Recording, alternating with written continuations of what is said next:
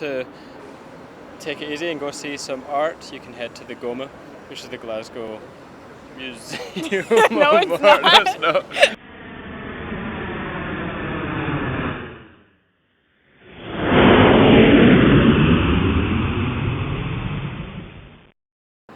Hi, I'm Ross. And I'm Ellie. And we'll be your vegan tour guides to the city of Glasgow.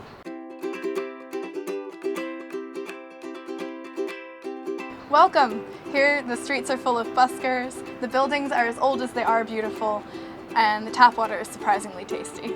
We're currently at the top of the lighthouse, which is the centre of architecture and design in the city.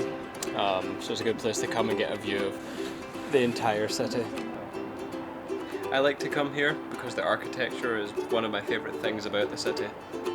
I really enjoy the hodgepodge of old and new and seeing all the different design styles clash together.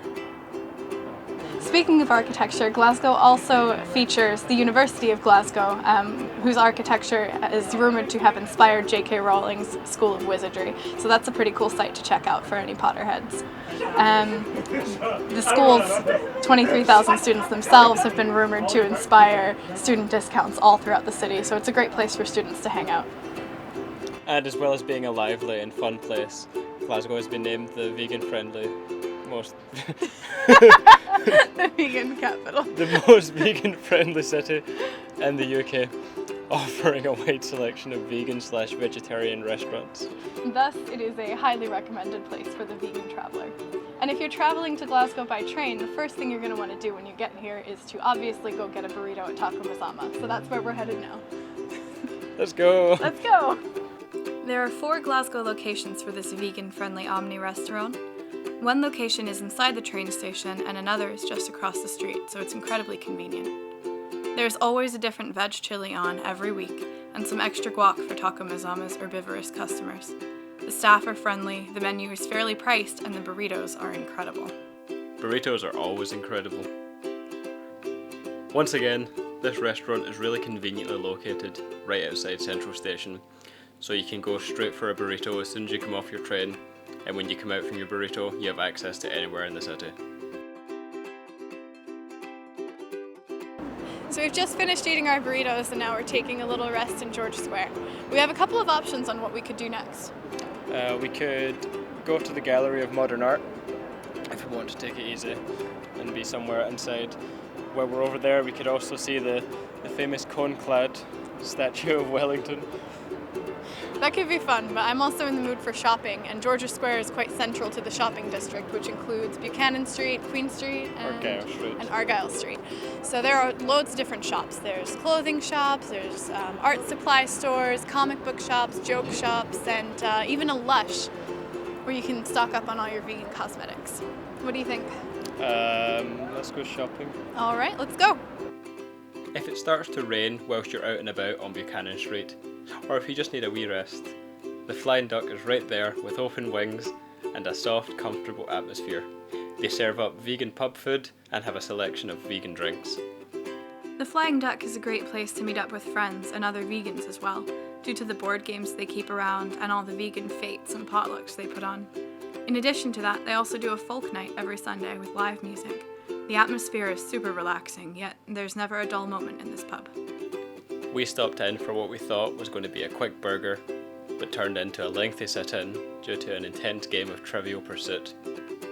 Whilst there, we encountered a tofu-loving vegan. We asked him if he had anything to say. He said this. Hi, I'm Simon and I'm part of the Glasgow University Vegan Society. The reasons that I went vegan were primarily for ethical reasons. I feel that if you know that harm is going to come to animals through the choices that you make when you're eating, then why choose to eat animals or animal products? With regards to the Glasgow University Vegan Society, we're a society and we're primarily based at the university, but we're really for everyone. We run events like potlucks. We've done sort of a few leafleting events, and we're just generally there to try and be a place where vegans can meet and communicate with other vegans and help each other be vegan in sort of what can be quite difficult and quite intimidating. After your quick break from shopping, you can dive back into it by going to Quality Vitamins and Herbs on Douglas Street. There you can stock up on all of your vegan essentials, like nutritional yeast, any supplements you might want, and even some makeup and deodorants. The staff are super friendly, very helpful, and extremely vegan conscious. They sell so many must-haves that we can't even list them, so we'll just show you instead.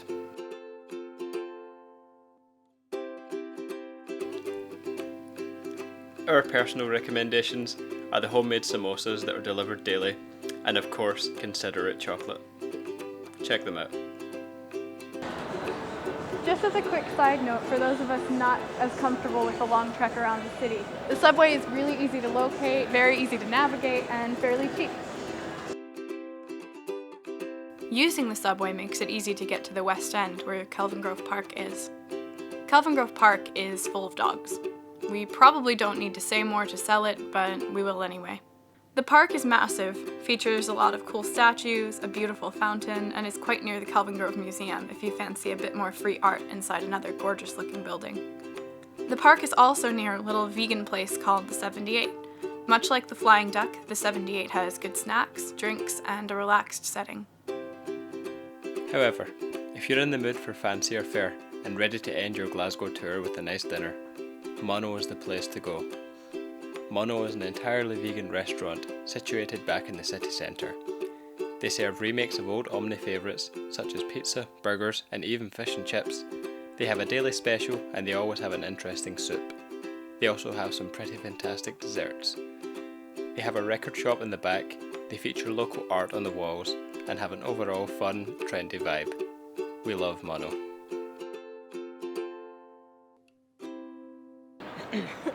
Well, that was Glasgow. We hope you enjoyed the tour, and thanks for coming. And it's really cold now, so we're going home. Bye! Bye!